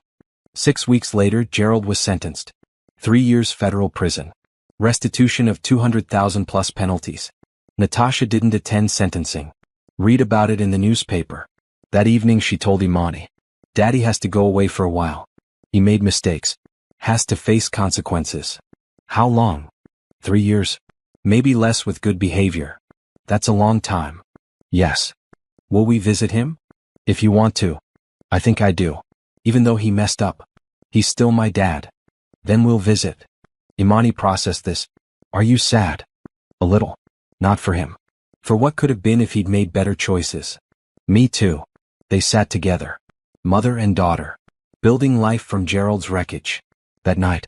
After Imani was asleep, Natasha poured wine. Sat on her porch. Gerald was gone. Really gone this time. She'd survived his betrayal. His crimes. His complete unraveling. And she'd come out stronger. Her business thrived. Her daughter flourished. Her future stretched bright and unwritten. Trevor called. Saw the news. You okay? Yeah. Surprisingly okay. Want company? Not tonight. But thank you. Call if you need anything. I will. She hung up. Looked at stars emerging through clouds. Gerald's story was over. His choices had led him exactly where they always would. Prison. Poverty. Regret. But Natasha's story was just beginning. And she'd learned the most important lesson. Her happiness didn't depend on him. Never had. Never would. She was free. Completely. Finally. Absolutely free. And that was worth more than any revenge. That was victory.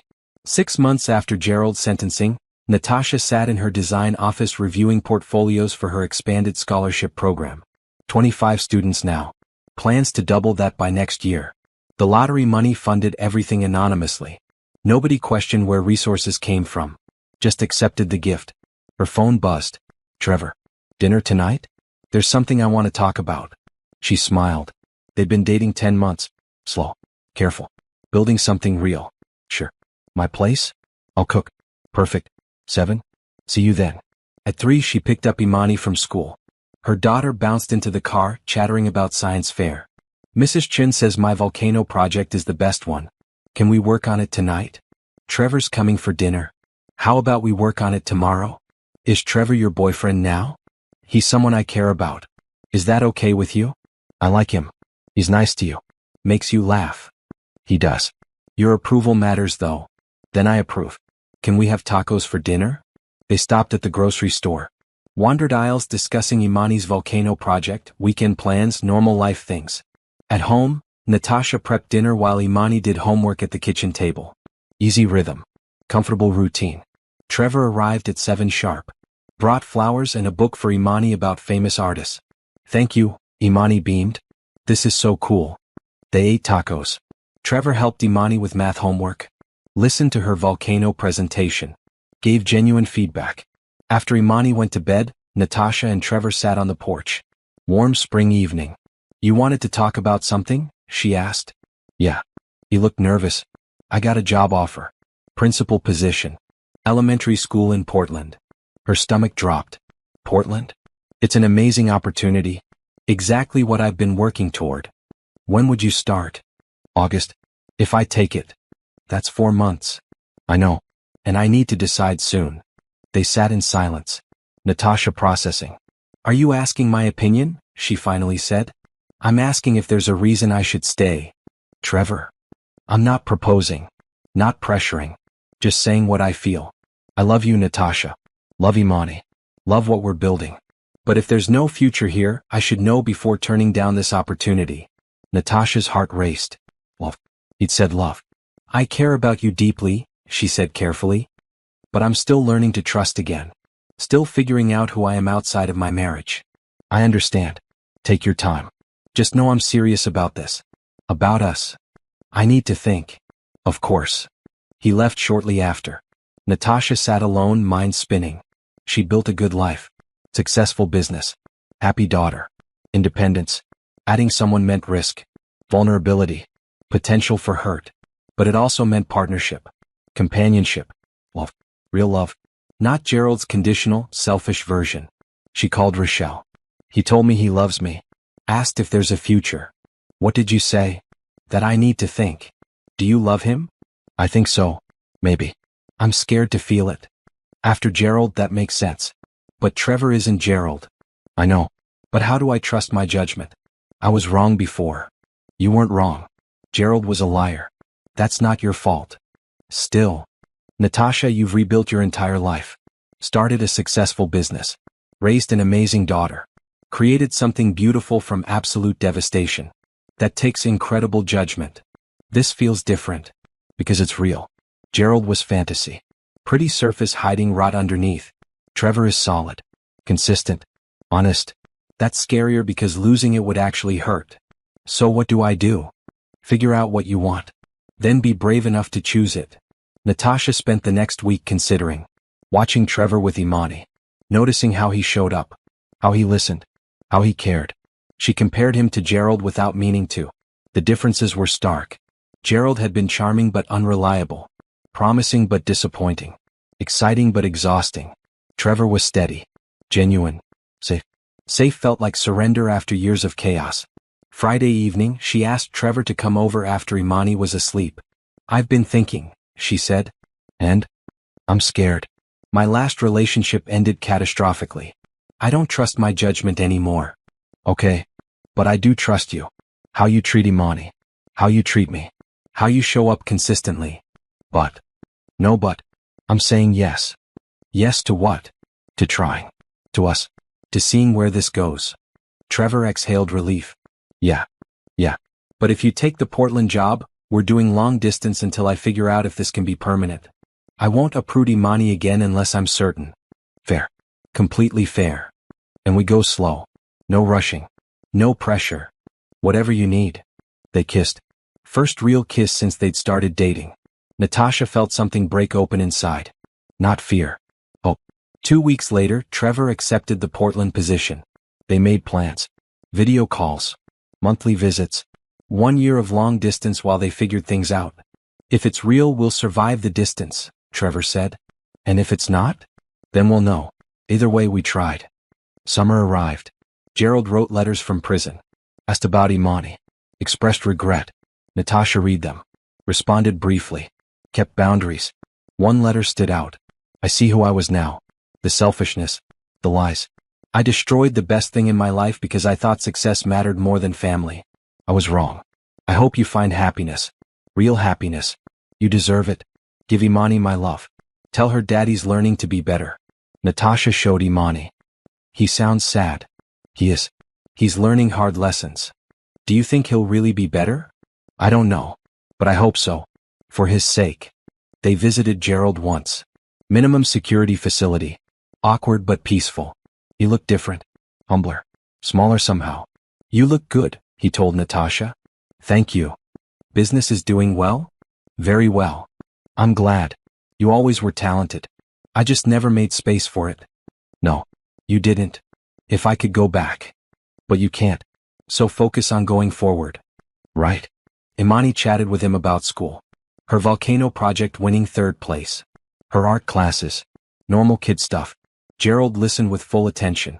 Something he'd never done before. I'm proud of you, princess. Thanks, Daddy.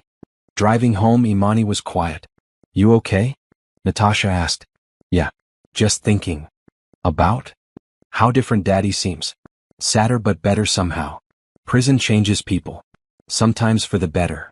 Do you still hate him? I never hated him. I hate what he did. But I hope he finds peace. Me too. Fall arrived. Trevor settled in Portland. They video called daily. Visited monthly. The distance was hard but manageable. How's it going? Rochelle asked during one of their coffee dates.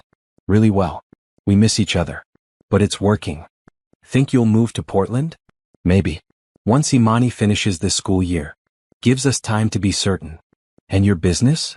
Can expand there. Open satellite office. Keep this location as headquarters.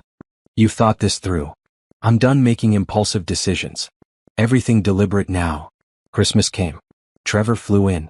Spent the week with them. Felt like family. Imani loved having him around. Natasha loved watching them together. What are you thinking? Trevor asked one evening after Imani was asleep. That this might actually work. Yeah. So maybe next summer? You and Imani move to Portland? Maybe. Let me finish this school year. Make sure Imani's ready. Then we'll see. I can wait. However long it takes. I know. That's why this works. Spring returned. Natasha's business continued growing. 2 more employees. Projects in 4 states. She hired a manager for the New Orleans office. Started researching Portland design market. In April she told Imani, "How would you feel about moving to Portland? Being closer to Trevor? Would I have to change schools?" "Yes, but we'd find a good one. With art programs." "Would we visit Daddy?" "Of course. He'll be released in 18 months. We'll visit regularly." Imani considered. "Will we be happy there?" "I think so. But I need you to be honest. This is your life too. I like Trevor. I like how you are with him. Happier. So yeah, let's try it." They spent the summer planning. Found house. Good school. Natasha opened Portland office. In August they moved. Fresh start. New beginning. Gerald was released early for good behavior. September. Natasha and Imani flew back for his release. He looked different. Healthier. Older. Changed. "Thank you for coming," he said. Imani wanted to be here. He hugged their daughter. Held on a long time. "I missed you so much." "Missed you too, Daddy." To Natasha he said, "I heard you moved." "Portland." "Yes. Fresh start." "You seeing someone?" "Yes. Trevor. He's good to me." "Good to Imani." "I'm glad. You deserve that." They had coffee. Gerald shared his plans. Halfway house. Job in marketing. Small apartment. Rebuilding slowly. "I'll visit," Imani promised. "I'd like that." Flying back to Portland, Imani snuggled against Natasha. "Our family is different now." "Yes, it is. But it's good." "Different but good." "Yeah, baby. It is." At home, Trevor was waiting. Dinner ready. Hugs all around. That night, after Imani was in bed, Trevor pulled out a small box. "Before you panic, this isn't what you think." He opened it. Inside was a key. To what? Our house. Officially. "I want you to feel like this is truly home. Not just my place where you're staying. Ours." Natasha took the key. Felt tears starting. "Thank you. No pressure. No expectations. Just want you to know you belong here." "I do. Belong here. With you." They held each other. Building something new. Something real. 1 year later they married. Small ceremony. Just family. Imani was flower girl. Gerald sent a card. "Congratulations. Be happy. You've earned it." Natasha framed it. Not for Gerald. For herself. Proof she'd survived. Thrived. 1. Her design school expanded to Portland. 50 students total. Success stories emerging. One student wrote, "Thank you for believing in me. For giving me a chance. You changed my life." That was the real win. Not the lottery money. Not the successful business. Changing lives. Building futures. Creating beauty from pain. 5 years after that terrible day outside Gerald's office, Natasha sat on her porch. Portland summer evening. Trevor reading beside her. Imani practicing violin inside. Her phone buzzed. Email from Gerald. "Finished my MBA. Got promoted. Dating someone nice. Learning to be better. Imani told me about your latest magazine feature. Proud of you. Always was, even when I didn't show it." She smiled. Responded, "Happy for you. Keep growing. Keep being better." That was enough. No anger. No resentment. Just 2 people who'd once shared a life, now living separate ones. Both better for the distance. Natasha looked at the key on her keychain. The one Trevor gave her. Home. Real home. Built on honesty and partnership and love. She'd won $70 million. Built a successful business. Raised an amazing daughter. But the real prize was peace. Self-worth. Happiness earned through survival and strength. Gerald had taken 12 years. Stolen trust. Destroyed faith. But he hadn't broken her. She'd broken free. Built something better. Become someone stronger. And in the end, that was the best revenge of all. Not hurting him. Not destroying him. Not making him suffer. But living well. Thriving completely. Being genuinely, absolutely happy. That was victory. That was freedom. That was the ending she'd written herself. And it was perfect,